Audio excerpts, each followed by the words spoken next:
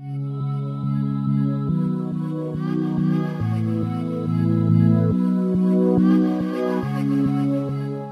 diddly ho guys, it is Taz here and I'm bringing you episode number 3 of my A.T.A.Z series where I use every weapon in Modern Warfare 3, and of course that's just a ploy to get me to use more weapons. Now today I'm of course using the Scar L with Sleight of Hand, Quick Draw and Marksman. Now I was going to use Scavenger to alleviate the problem that the Scar has with bullets, shall we say, and I was also going to use Scavenger, but once I realised we were going on Seatown, I knew it was time to bring out the Sleight of Hand and Quick Draw, because you know what it's like, there's so many little nooks and crannies for people to hide in that you just need that quick reaction time. That split second or that half a second can help you very, very much. Now this is the first time that I've actually seen the score as of this point in the game, and my team's getting stomped. What the hell? And they've got an attack helicopter. Now let me just say, this gameplay I would class as average. I'm not going to tell you the overall score, but I do die quite a lot.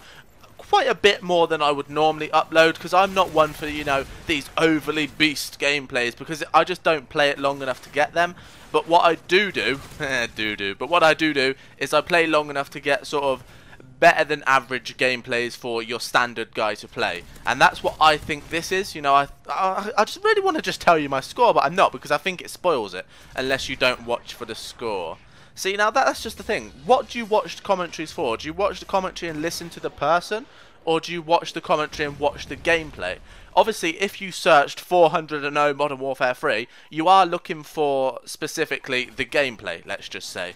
But I just want to know what the average person that watches a commentary, do you care if the person goes 35 for 6, or do they have to go flawless? Just let me know in the comments. Does somebody have to go flawless for you to take them seriously on the YouTube sides? Because, to be honest, watch this. Hold on a second. Watch this, look. What wizardry is this?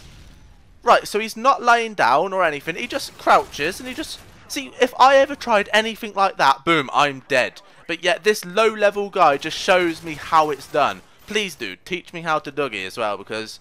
I mean, I've been waiting for people to teach me and it's just not been happening. I mean, all I want to do is pot some shapes on that dance floor, but nope. Nobody wants to teach the Taz how to Dougie. Now, the A.T.A.Z series, certain guns had me worried, like the M16, and maybe not a gun, but the Riot Shield has me really worried. How am I going to get a gameplay with the Riot Shield? I mean, that's going to probably have to be like a domination game where I just go and capture flags instead of killing people. But the Scar L was one of them guns that I actually looked forward to playing. Now, the M16, I probably played about 2 hours-ish to get that gameplay, because I wouldn't like to give my opinions on a gun without getting the feel for it. I'd never used it before on Modern Warfare 3 because I thought it sucked on Modern Warfare 2. I just don't like the free burst round gun thingamybobs. So with that, I played it for about 2 hours just to get up to speed on how it does. And in that 2 hours, I got what I would say was 2 gameplays. One which I would have used if I had to, and the one that I did use which I thought was okay-ish. Now, I use ish with the like little inverted thingy arrow, the bunny ear thingy-bobs, whatever they're called. But, you know, with the Scar L, this was the first game that I played with it, and I got a game which, although at the end it does start to taper away, I just need to tell you this. Why can't I tell you the score? Oh, I don't get that as well. Hold on, let me just go back to the gameplays after. But why do people sometimes, I've done it in the past, I'm not going to say I haven't, they put the score in the gameplay. Now if it's 400 you want to draw attention to that. But if it's just a normal random commentary like maybe this one right here, why do you want to tell everybody what your score is, you know? That's just giving it away. Be like Peter Rabbit and go down your little boat hole. Yeah. So like I was saying, now normally when I play Modern Warfare 3, I get on for about an hour before it starts to really annoy the hell out of me. And when I say annoy me, it's just people's tactics. If there wasn't actual people playing this, it was just computer shooting me, I would have the bestest time in the whole world, because I think the game's awesome. It's just the people that annoy the hell out of me. They really, it's just like they try and find any cheap old little way to win. And I just don't see that, you know. Obviously, you know, you want to win at all costs, but you don't want to win by sitting in a corner for half an hour. I mean, go and play a game that caters to that side, like DayZ. You can sit around all day waiting for somebody. You can snipe him in the head and feel proud about your day, because that's just the type of game that it is. But don't be hating the players, they're going to say. hate the game. I don't know if any of that made sense to you, but regardless. So like I was saying, you know, I play the game for a very small amount of time, and that doesn't lend itself to getting 200 and O's. I don't know why I keep saying like 200 and O, but that's, I think they're popular on YouTube. I would imagine if somebody could get 200 and O, that'd be pretty good. Would that be justified as a good game? I think it would be a good game. I just don't get them. I don't get many Moabs. Now, a lot of people go, I don't play for Moabs. Well, you don't really have to play for them. You just have to be good at the game and get 25 kills. It's not like Modern Warfare 2, where you had to physically put the nuke on. No, it's not. This is just you get 25 kills with your gun or stabbings people, and you get a Moab.